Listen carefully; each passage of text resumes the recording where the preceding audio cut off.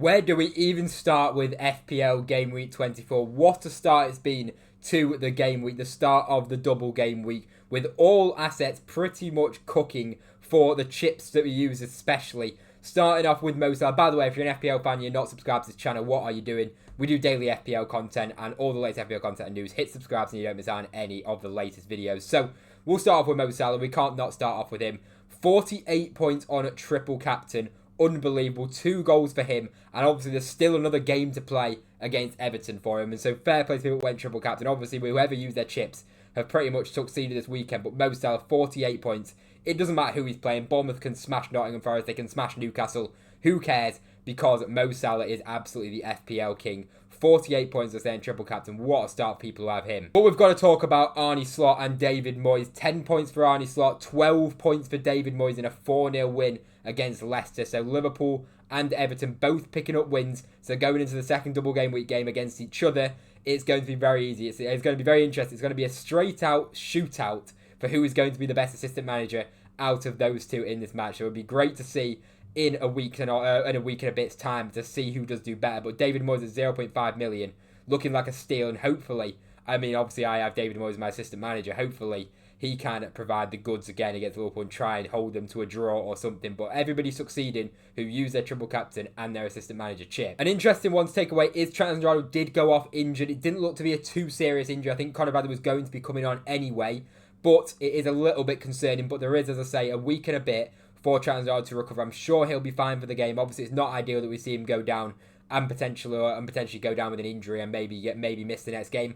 But we can hope for the best. It doesn't seem like it was a too serious injury. So let's hope for the best and hope that he's fine for that Everton game. Let's go through my current team, my current transfer plans going into the next game week and my early thoughts ahead of FPL Game Week 25. So we'll start off in goal where we had Jordan Pickford, who I can't believe picked up an assist in the first minute for Abdoulaye Doucouré. I thought he got 10 points, but he's on 9 points. He must have dropped out of the bonus in the last minute, which is a shame. But a 9-pointer for Jordan Pickford. A great start for the double game week for my Everton assets. And then we had Trent Alexander-Arnold, who got 6. Obviously got substituted off with a potential injury. We'll have to wait and see on that one. Then we have got Mykolenko, who came in with the 6 points. Tarkowski actually came with, I think it was a 9-pointer for Tarkowski as well, with him getting an assist as well. But I'm quite happy with Mykolenko picking up the 6 points. That was my one transfer in this week. We're going to have 4 free transfers going into the next game week. So we've got a lot of kind of transfers to play around with if we want to move the team around. But Mykolenko, absolutely delighted.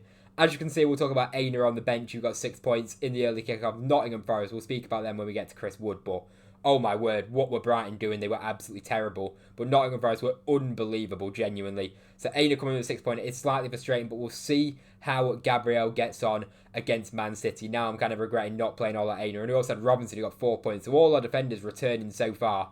And we'll see if Gabriel can make it a full house out of the defenders. So Morgan Rogers, I think, if I'm aware, let me just. I think Morgan Rogers is playing against Wolves right now, I believe, or like pretty much right now. Yeah, it's a late kickoff. So yeah, that game is on now. You'll be able to see that when you're probably watching the video. I'm currently recording this straight after the 5 PM games. Hopefully Morgan Rogers can come in and provide the goods for us. Now Mo Salah, of course, we didn't have triple captaincy on him. He's 218% effective ownership, which means basically every return that Mo Salah gets, I actually drop in rank. So 2 goals is quite painful. I was actually hoping that Mo Salah wouldn't do anything. I was hoping that Gakpo could be the one that provided the goods. But Gakpo won a penalty that Mo Salah took and did convert. So 2 goals for Mo Salah and 32 points on captaincy for me, which is, I mean, as I say, I don't want Mo Salah to do well this week. I'm not going to lie, because he actually gives me a red arrow. But yeah, Mo Salah doing very well, and fair play to people triple captain him, because that's a big, big green arrow for you, surely, right? I mean, it's an extra 16 points. David Moyes picking up 12, Arne picking up 10, and Mo Salah picking up 16 extra points on his triple captain. You know, he got 48 in triple captain, 32 points for normal captain. Then we have Cole Palmer and Mbuemo still obviously yet to play. But then we'll go on to Chris Wood, where he bagged a hat-trick. A lot of FPL managers got rid of him. I think 500,000 FPL managers got rid of him. And then, as well as a lot of people benched him as well. And I would never understand people getting rid of Chris Wood personally. He is just unbelievable. The best value FPL asset this season. I start the season at 6 million. I brought this guy in at 6 million. He's literally given me green arrow after green arrow, literally. Then we have Isak, who was very, very disappointed in a Newcastle defeat to Fulham. I think a lot of people, if Watkins scores against Wolves in this game tonight, Isak to Watkins is going to be a very popular move, because especially if Aston Villa do double, if Liverpool win the Carabao Cup game, it's going to be, that's one of my early transfer plans. If Isak is going to be, if Aston Villa are going to get a double game week in game week 25, Ollie Watkins might seem like an absolute no-brainer. 2 games of Watkins and Isak.